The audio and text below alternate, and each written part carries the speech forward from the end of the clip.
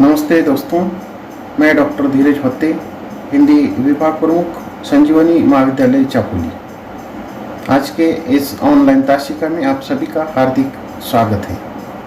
BA प्रथम वर्ष ऐच्छिक हिंदी पाठ्यक्रम के अंतर्गत नाटक तथा एकांकी इस चौथे प्रश्न पत्र में डॉक्टर लक्ष्मी नारायण लाल का एक चर्चित एकांकी काल पुरुष और अजंता की नर्तकी, आज इस एकांकी की हम चर्चा करने जा रहे हैं। डॉक्टर लक्ष्मी नारायण लाल नाटककार, एकांकीकार एवं समीक्षक के साथ साथ कहानीकार और उपन्यासकार हैं।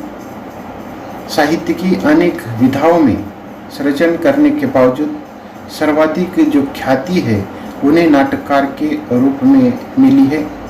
समीक्षक के क्षेत्र में भी उनका महत्वपूर्ण योगदान रहा है। तो ऐसे महान बहुमुखी प्रतिभा के धनी डॉक्टर लक्ष्मी नारायण लाल की चर्चित जो एकांकी है वो काल पुरुष और अजंता की नर्तकी है। उन्होंने कई एकांकी संग्रहों की रचना की है।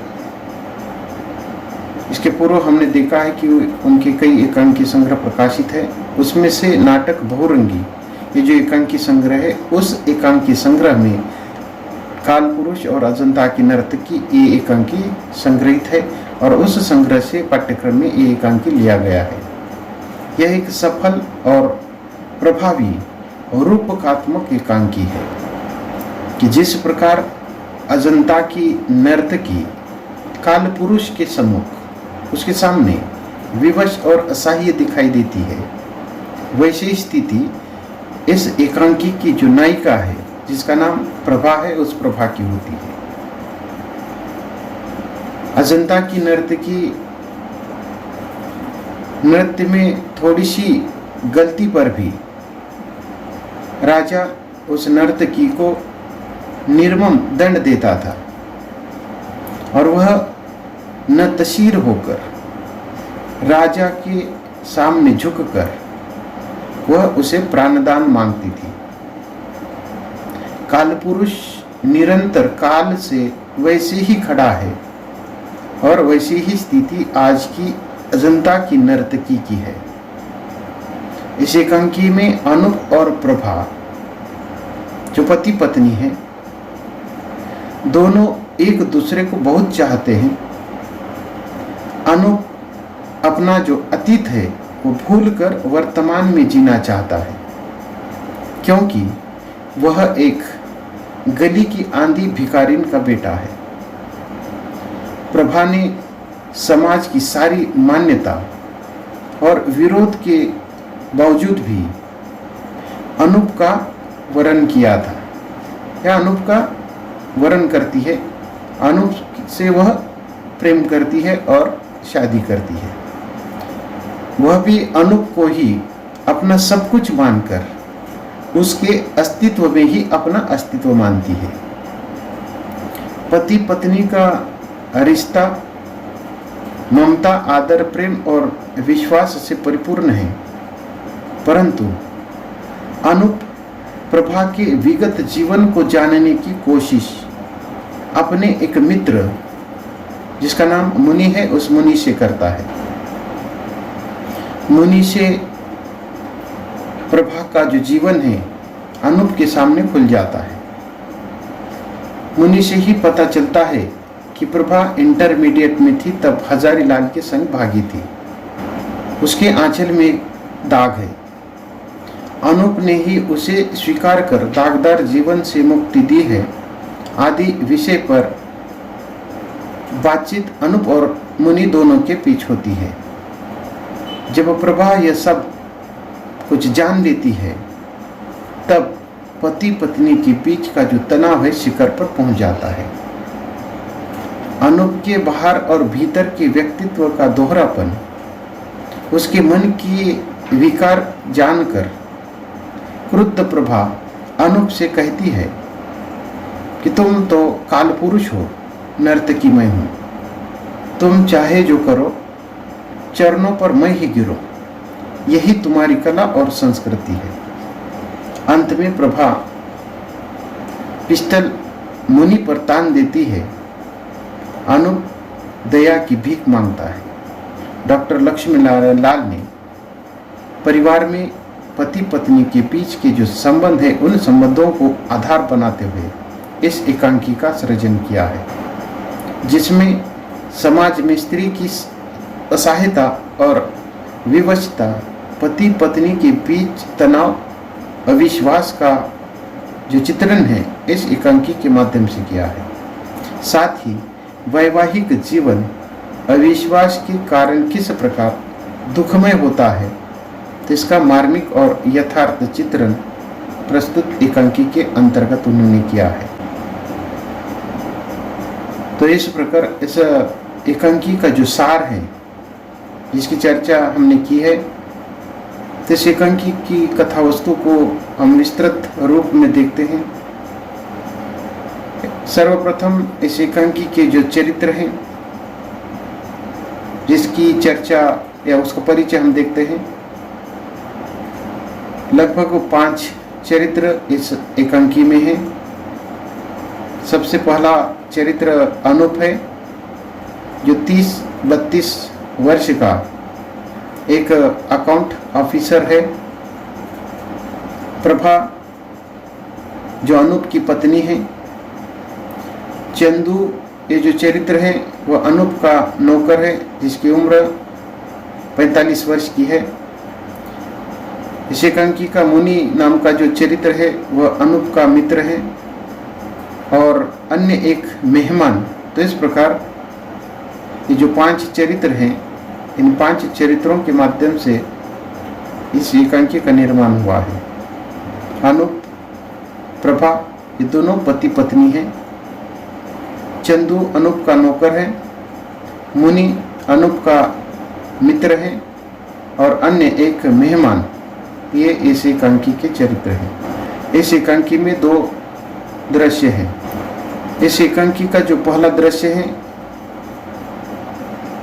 उसका समय 2 बजने का है और उसका जो स्थान है अकाउंट ऑफिसर श्री अनूप कुमार के बंगले का कमरा है। अर्थात जब हम इस कमरे को देखते हैं तो उससे पता चलता है कि ये जो कहानी है एक सामान्य मध्यम वर्गीय व्यक्ति की रही है। एक ऐसा कमरा है जिसके पीछे अर्थात दर्शकों के सामने कोई दरवाज़ा नहीं, केवल 2 दाएं और बाएं दरवाजे हैं। दूर से कहीं लड़के और बच्चों का शोर सुनाई देता है। दाईं ओर के दरवाजे से चंदू का प्रवेश होता है। उसकी जो अवस्था है प्रायः 45 वर्ष की है। तो इस प्रकार यहाँ से ये जो एकांकी है वो प्रारंभ होता है। ये जो एकांकी है, इस एकांकी में एकांकीकार लक्ष्मी नारायण लाल ने जो पुरुषी मानसिकता है, उस पुरुषी मानसिकता के प्रभाव के कारण समाज में स्त्री की असहायता और जो विवशता है, उस विवशता का चित्रण इस एकांकी के माध्यम से किया है। परस्पर विश्वास एवं समन्वय पारिवारिक दाम्पत्य का आधार होता है। तो इसकी भी चर्चा इस एकांकी के माध्यम से उन्होंने की है। एकांकीकार लक्ष्मी नारायण लाल ने जिस प्रकार काल पुरुष के सामने नर्तकी विवश और असह्य दिखाई देती है, वैसी स्थिति एकांकी की जो नायिका प्रभा है उसकी होती है। अर्थात नृत्य कला में निपुण नर्तकी की छोटी सी गलती पर उसे राजा सजा देता है। उसकी अच्छाई या कला की विशेषताओं को अनदेखा करते हुए। ठीक उसी प्रकार एकांकी में चित्रित जो प्रभा है उसका जीवन रहा है। प्रभा और अनूप की ये दोनों पति पत्नी हैं। एक दूसरे के प्रति उन दोनों में स्नेह है। अनूप अपने अतीत को त्याग कर वो वर्तमान में जीना चाहता है, पर प्रभा का जो अतीत है उसे जीने नहीं देता। उसका ये दोहरा जो रुख है उसके अर्थात उन पति पत्नी के संबंधों में तनाव की स्थिति उत्पन्न करता है। अनूप का यह दोहरा जो चित्र है या अनूप का यह दोहरापन प्रभा को अच्छा नहीं लगता और वह अनूप से कहती है कि तुम तो काल पुरुष हो, नर्तकी मैं हूँ, तुम चाहे जो करो, चरणों पर मैं ही गिरो, यही तुम्हारी कला और संस्कृति है। तो इस एकांकी के द्वारा लक्ष्मी नारायण लाल ने पति पत्नी के संबंधों के आधार पर इस एकांकी का भवन निर्माण किया है और इस एकांकी की नींव प्रेम स्नेह विश्वास पर टिकी हुई है और वह केवल एक पक्ष के पास होकर भी नहीं चलता, बल्कि उसकी आवश्यकता दोनों को है। ऐसा न होने पर स्त्री को केवल अजंता की नर्तकी बनकर रहना पड़ता है। तो इस प्रकार हम जानते हैं कि इस एकांकी में दो दृश्य हैं। दो दृश्यों में इस एकांकी को विभाजित किया गया है। इस एकांकी का पहला जो दृश्य है, पहले दृश्य में अनूप के घर का कमरा है जहां अकाउंट ऑफिसर अनूप बैठा है। बाहर के बच्चों का शोर सुनकर वह नौकर चंदू को आवाज देता है और बाहर के इस शोर शराबे के बारे में पूछता है। तब चंदू कहता है कि एक गूंगी हर रोज यहाँ चली आती है और उसके आने के बाद ये जो बच्चे हैं वो शोर करते हैं। वह उसे बुलाने और उससे कुछ पैसे देकर बाद में यहाँ न आने की हिदायत देने के लिए चंदू को कहता है। जो गूंगी है, गूंगी के वहाँ पर आने से शायद अनूप को अपना जो अतीत है वह याद आता होगा, इसीलिए वह उसे देखकर चिढ़ जाता है। अर्थात ही वह भी एक भिखारिन का बच्चा है, भिखारिन का लड़का है और इस समय वह अपने इस अतीत को भूल जाना चाहता है। लेकिन ये जो गूंगी है उसके गली में आने के कारण अपने अतीत को वह याद करता होगा। वह भी एक भिखारिन का बेटा है और उसने बड़े ही मेहनत से पढ़ाई करके आज वह इस मकाम तक पहुंच चुका है, पर वह अपने अतीत को भूलकर बेहतर जीवन जीना चाहता है। उतने में उसकी जो पत्नी जिसका नाम प्रभा है बाहर से आती है और एक चमकीले कपड़े में लाई हुई जो वस्तु है उस वस्तु को पहचानने की जिद वह करती है। अनूप उस वस्तु को पहचान नहीं पाता। प्रभा को लगता है कि वह उस वस्तु को जानने और देखने के बाद खुश होगा, पर होता बिल्कुल उल्टा है। प्रभा ने अनूप के माँ की छोटी फोटो को एनलार्ज करते हुए यानी कि बड़े साइज में उसको बनाते हुए ऑयल में बनाकर उसने वो लाया है और वह उसे अपने कमरे में लगाना चाहती थी। अनूप को प्रभा का यह जो कृत्य है वह बिल्कुल गलत लगता है। उसे लगता है कि हर समय वह उसे अपना अतीत याद दिलाने के लिए वह सब यह जो कृत्य है वह कर रही है, पर प्रभा की सोच ऐसी नहीं थी। अनूप प्रभा को वह जो पेंटिंग या वो जो तस्वीर है वह कमरे में लगाने के लिए मना करता है। तब प्रभा उससे कहती है कि टेस्ट की बात कहाँ है, यह तो धर्म की बात है। फिर तो यह जो चित्र है वो सत्य है जिसके सामने हमारे लिए दुनिया की सारी खूबसूरती, सारा जो टेस्ट है न्यौछावर है। सोचो न, यह न होता तो आज तुम्हें कहाँ पाती। फिर भी अनूप ये सारी जो बातें हैं वो नहीं मानता। तब प्रभा कहती है, जिस स्वर्गीय माँ की तुम इतनी प्रशंसा करते हो, दुनिया भर में जिसकी स्तुति गाते नहीं अघाते, मन में जिस अपूर्व माँ की इतनी पूजा है, उसके चित्र से तुम्हें इस तरह क्यों आपत्ति हो रही है?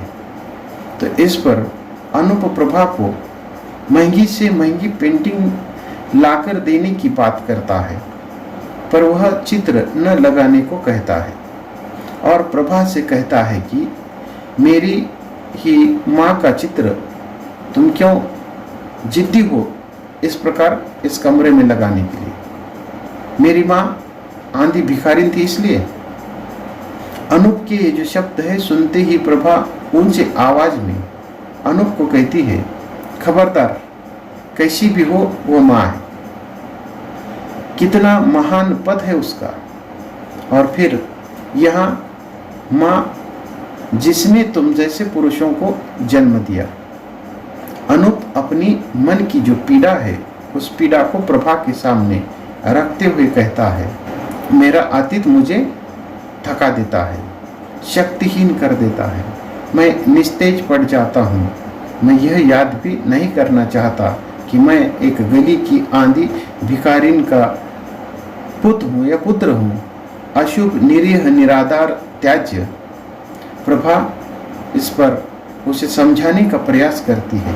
अनूप प्रभा की उदारता को चित्रित करते हुए वह उसे कहता है कि यह तो तुम थी प्रभा की, पता नहीं किस आकर्षण से, मेरे किस भाग्य से तुमने अपने सारे परिवार, समाज की सारी मान्यताओं और विरोध को कुचल कर मुझे तुमने वरण किया है। तुमने मुझे इतनी ममता दी है, इतना आदर, प्रेम, विश्वास दिया है कि उसके लिए मैं कृतज्ञ हूँ। इस पर अनूप की यह जो स्थिति है देखकर वह जो पेंटिंग है वापिस करने की बात करती है। तो फिर दोनों आपसी गले शिकवे को भूल जाते हैं। उसके पश्चात अनूप प्रभा से कहता है कि हाँ, आज के बाद कभी नहीं। मैं तो स्वयं चाहता हूँ कि हम आज में जिए, अतीत में क्यों, पिछले कल तक को हम छोड़ देते हैं। तो इस प्रकार की बात जो अनूप है वो प्रभा के सामने करता है। अनूप जब प्रभा की तुलना अजंता की नर्तकी से करता है तब वो कहती है कि मेरी तुलना उससे मत करो, मुझे डर लगता है। तब प्रभा कहती है कि देखो, गाइड ने बताया था कि नर्तकी में जरा सी भी कभी चूक हो जाती है तो राजा कैसा निर्मम दंड देता है उस नर्तकी को। याद है ना? ये जो याद है उससे दिलाते हुए वो कहती है कि याद है ना, फ्रेस्को में वह अजंता की नर्तकी अपने संपूर्ण लावण्य से नृत्य की अद्भुत मुद्रा में किस प्रकार नतशीर राजा से प्राण दान मांग रही थी। तो इस प्रकार अनूप और प्रभा दोनों के बीच में अजंता की नर्तकी को लेकर चर्चा होती है। उतने में दरवाजे की जो बेल है वो बजती है। अनूप चंदू को डाकियों के पास से जो चिट्ठी लाने के लिए भेज देता है। बाहर डाकिया आया है, इसीलिए अनूप क्या करता है, चंदू को वह चिट्ठी लाने के लिए भेज देता है। अनूप चिट्ठी प्रभा के पास देकर भीतर चला जाता है और उसे पढ़ने को कहता है। प्रभा अपने पुराने मित्र का खत पाकर हंसने लगती है और अनूप को सारी बातें बताती है। हजारी लाल के साथ वह एक दिन भागी थी, नुमाइश देखने के लिए आए थे। नुमाइश देखने के बाद उसे वह घर वापस लेकर नहीं जाता है तो वह सीधा लखनऊ में अपने एक बुआ के पास पहुंचता है। और आगे प्रभा बताते हुए कहती है कि फिर हम लोग चौथे दिन लौटे। मेरे पापा और हजारीलाल के पिता के बीच में खूब लड़ाई हुई। हजारीलाल तो खूब पीटा। अनूप कहता है कि अच्छा, तो तुम चौथे दिन वापस आए थे। इसका यह कथन प्रभा के चरित्र पर संदेह करता है। तो इस प्रकार उसे संदेह की दृष्टि से देखता है। हजारीलाल के आए हुए खत को प्रभा अनूप को पढ़ने के लिए आग्रह करती है, पर वह तैयार नहीं होता तो वह चिट्ठी फाड़कर अंदर चली जाती है। उतने में अनूप के दोस्त मुनि का आगमन होता है। अनूप अपनी पत्नी प्रभा के साथ मुनि का परिचय कराता है और यहीं पर इस एकांकी का जो पहला दृश्य है वह समाप्त होता है।